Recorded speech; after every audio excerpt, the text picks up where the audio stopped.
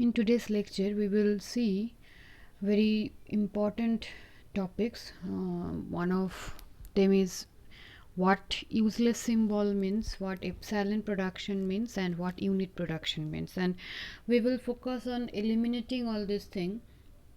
Now, why the elimination is required? We will see there are two types of normal forms. We will see in case of this CFG.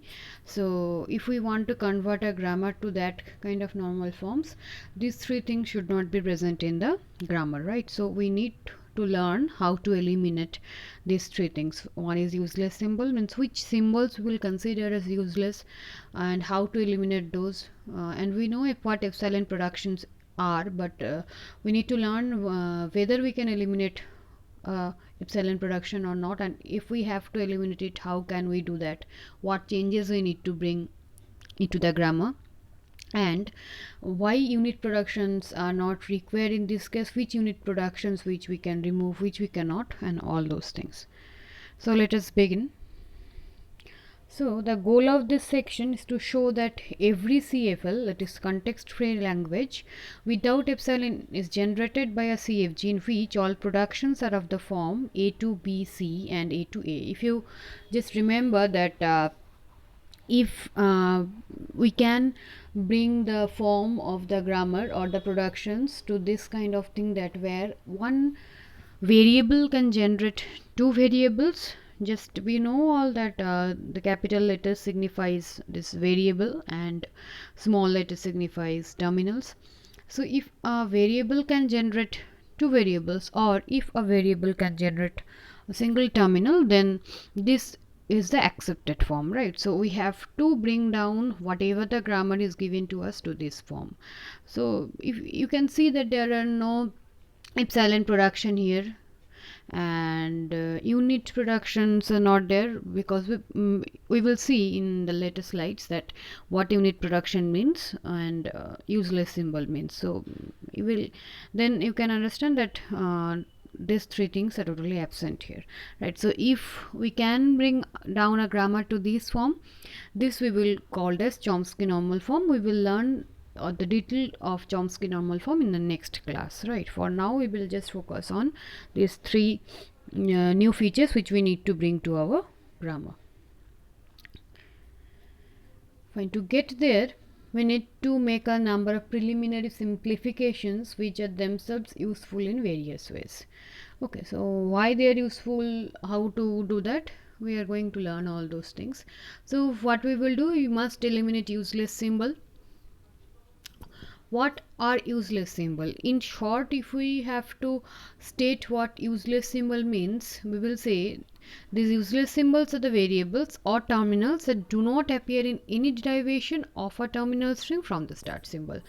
As the name suggests, what a useless means from where or from which we cannot gain anything, from where we cannot generate anything, it is of no use ultimately, right? So if any variable or terminals are there which we cannot derive, means which we cannot, that variable, we cannot use that variable to derive something, and so say the set of terminals which will never appear, which we cannot ultimately use into our grammar for generation of any language, that we can never generate those terminals, right? We cannot reach to those terminals in any way, whatever the way we followed. So ultimately those variables and terminals will be of no use, and ultimately we will consider those as useless symbols, right?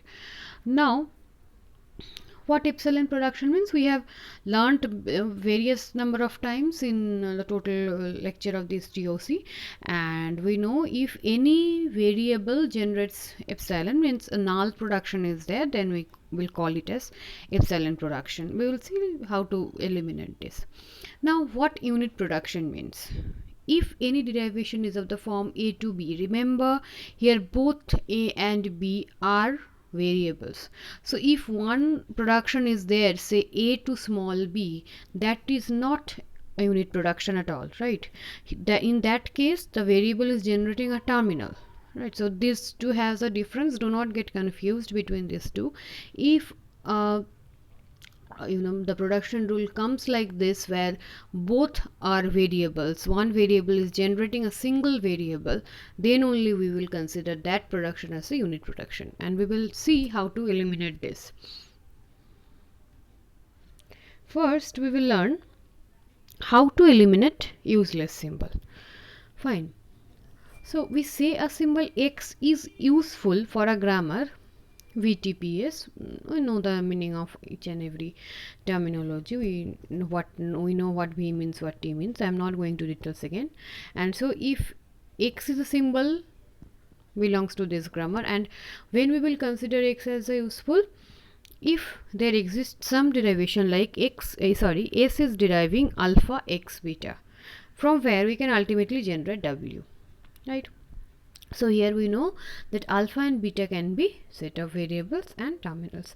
So if any production is like this, from S we can move to A X beta. You can see that X is already a part of this your production rule, right, from which is preceded by alpha and followed by beta, right? So ultimately you have to consider not only this production, but you can see that from this production, means from alpha X beta, we can ultimately move to our goal, that is W. So these symbols, whatever the symbols X is having, is helping us to move to the W, right? The ultimate goal of ours means the string which we need to generate. So W will always obviously the set of terminals only, right? Because it's a set of string, nothing else. So it cannot consist of any variables. So here X is becoming useful. Note that X may be either V or T. Obviously X can be a set of variables, X can be a set of terminals, or the combination of two, whatever. And if this situation does not occur, we will consider X as useless, right? Because if this situation does not occur at all, so X is not at all contributing in generating W, so X will become useless. Now, omitting useless symbol from a grammar will not change the language generated. So if we eliminate any symbol and ultimately our grammar is changing, then our decision was wrong, right? So eliminating any of the symbols, it may be terminal, it may be variable, but it should not affect the ultimate goal. After eliminating that symbol, the generation of grammar should remain the same. So it does not keeps any meaning in saying all this thing separately, right? We all know that useless means that it is not contributing to generate the same grammar. So obviously this point should hold, right? Now our approach to eliminate useless symbols begins by identifying the two things a symbol has to be able to do to be useful. We say X is generating. If X can generate W, okay, fine. So we have considered, or we have followed the point B in our previous slide, but the situation can be like this, that X is directly generating W, right? So in single step we can generate W using X only, then obviously X is also useful. And the second case we have already considered in our previous slide. So if this two situation occurs, then only X is useful. Surely a symbol that is useful will be both generating and reachable. Just see what is the difference between this generating and reachable, right? Generating means with the help of X we are generating our string, our required string, that is W in this case. And reachable means we are starting with starting variable, and we can reach to X, and from there we can move to our goal. So the first point is called generating and the second is called reachable. So these two should hold for X to be useful. Now we will focus on one example. See, the grammar is like this. From S we can generate A, B, or A, and from A we can generate B. I am not going to details. Before that, let us explain this informally.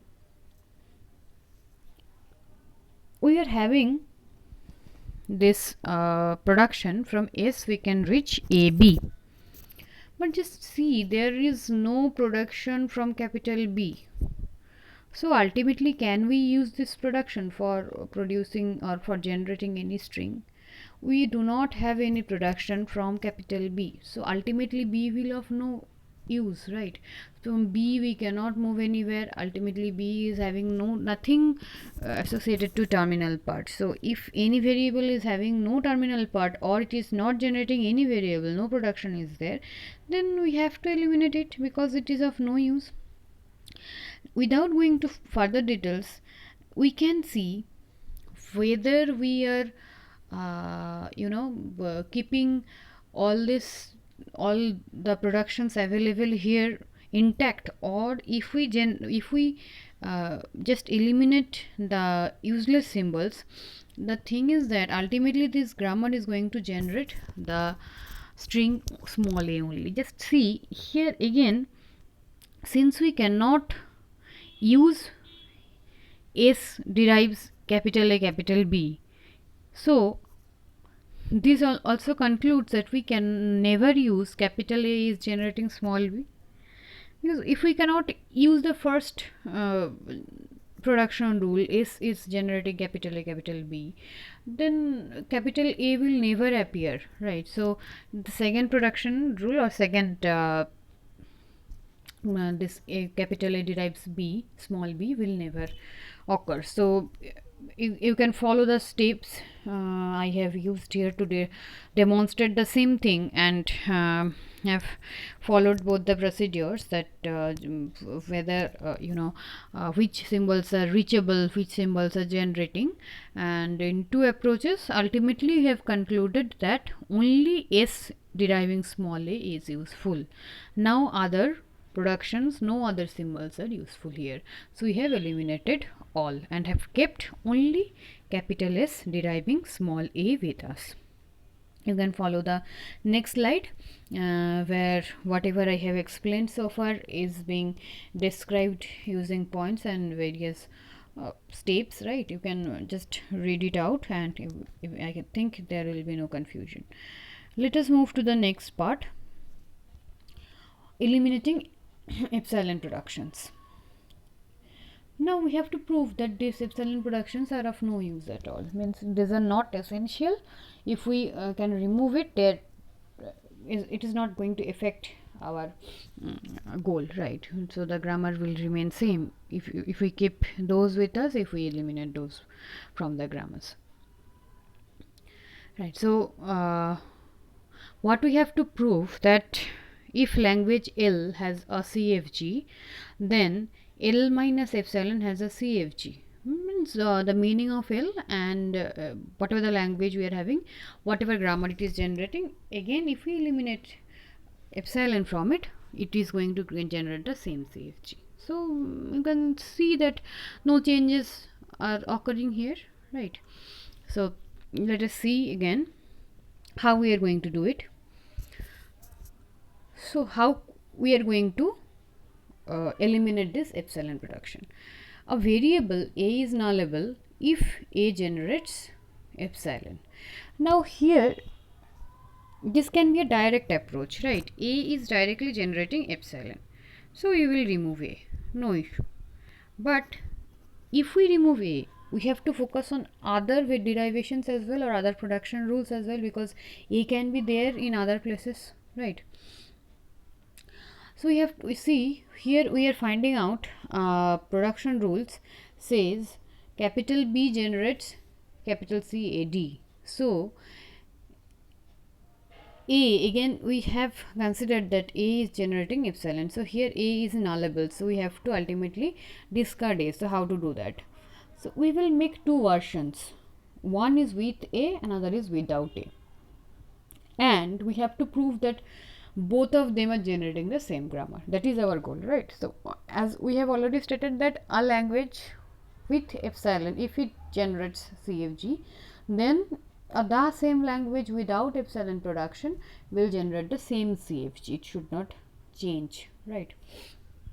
So here what we have to prove, if B derives CD and if B derives CAD, both should be same, then only we can eliminate A, otherwise not. Let us see an example. let us consider this grammar. You can see that here capital A is producing A, capital A, fine, but again it is producing epsilon, and same case for V. So here we will say that both of them are producing, having epsilon transition, or they are having epsilon production. That is, A is producing epsilon and again B is producing epsilon. So following this pattern, so we can say directly that A and B are not nullable, right? Directly nullable. But now see that A and B both are present in S part, right? S is deriving capital A, capital B. So we should eliminate both of them. But this will not be the case. So let us see how to proceed. Firstly, we are considering S is deriving AB. Now the procedure is to, what I told you, firstly we will consider the production with null production and without them, right? So we can have three choices here. S is deriving AB, S can derive A, here we have eliminated B, or S can derive B, here we have eliminated A. But you may ask why we have not eliminated both. This is not possible because if we eliminate both, the grammar will just gone, right? Nothing will remain. So we have to keep at least one at a time. We cannot eliminate all at a time, right? So here firstly we have kept intact whatever the original grammar was, then we have eliminated B and we have eliminated A. So these three are the choices. Next, we are having another production. Capital A is generating small a, capital A, capital A. Again, A, capital A is a null production. So here what are the choices we may have? Firstly we will keep the intact, that is small a, capital A, capital A. Then we will discard one capital A. Again we will discard the second capital A and keep the first one only, and then we have eliminated both the capital A's. Here both the capital A's can be removed because small a is already there, so our grammar is not becoming empty at all, right? So these are the choices, four choices available, but you can see the second and third choice are same, right? So we may keep any one. Similarly, if we go for B, following the same procedure, these are the possible choices. You can see here we have just written small b followed by capital B once, because writing it twice or writing it only one time, meaning the same. The meaning is the same, right? So here ultimately you can see these are the productions possible. So you can see here that here no epsilon productions are present. We are successful in eliminating the epsilon production, right? And it will ultimately generate the same grammar whatever the original grammar was generating. Okay, now the last point, that is how to eliminate these unit productions. Unit production, if you remember, unit production are those production from in which a variable can generate a variable, right? If any production is there, a variable is generating a terminal, that is ultimately not unit production at all. The fact should be one and only fact, that is one variable should generate the other variable. Now if you remember the grammar, this I think we have read it in first module or second module. We have used this grammar several number of times. So if you remember the form of ambiguity we have learned, there we designed parse trees and all. There we have seen this grammar, and these two unit productions, see E is deriving T and T is deriving F, it allowed us in to create an unambiguous grammar, which was very useful. So we will eliminate this E generating T and T generating F, but how to eliminate those we have to keep it in mind, because directly eliminating these two will ultimately not, the result will not correct, right? It will follow in a different fashion, which will be a wrong fashion. It should not be like this. So we will see how to eliminate it. Fine. So for instance, if we consider the production E is deriving T, So just follow the derivation rules, the production rules given in the grammar, that from E we can also move to F and we can also move to T star F, right? But if we use this one instead of E is deriving T, again you can see E is deriving F is another unit production, so again we have to eliminate it. Now you can see instead of using this we can again use E is deriving I, or this first opening bracket E closing bracket and then T star. You can just follow the production rules. We are just replacing if with the whatever F is producing. It is nothing to worry. So again E is deriving I is another unit production. So following this pattern, after using so many of derivation rules, production rules, ultimately we will come to this fact that E can derive small a capital B, sorry, small a small b, I followed by small a, and all these things, and you can see that there are no unit production remains here. So this is our goal ultimately. Fine. So the technique suggested above expand unit productions until they disappear often works, right? So this often works, but there can be some unit productions of the form A is deriving capital B is deriving C, and capital C is deriving capital A, and this kind of cyclic form. So here this method will fail, and we will not be able to eliminate the epsilon productions. So sorry, unit productions. So we have learned all the three techniques which we need to follow, and then only we can move to the normal forms. Here in this slide there is nothing new, so it's a generalized form that's ultimately using a sequence of steps we can move to our derivation symbol, so without keeping the epsilon unit production with it, right? So we have learned that how to eliminate useless symbol, how to eliminate unit production, how to eliminate epsilon moves, and with the help of these three things in our next class we are going to learn two very important topics, it is CNF and GNF. We have to learn what Chomsky normal form is, because without this our PDA or CFG is incomplete. So this is the standard normal form which we have to follow to find whether a grammar is CFG or not. Thank you.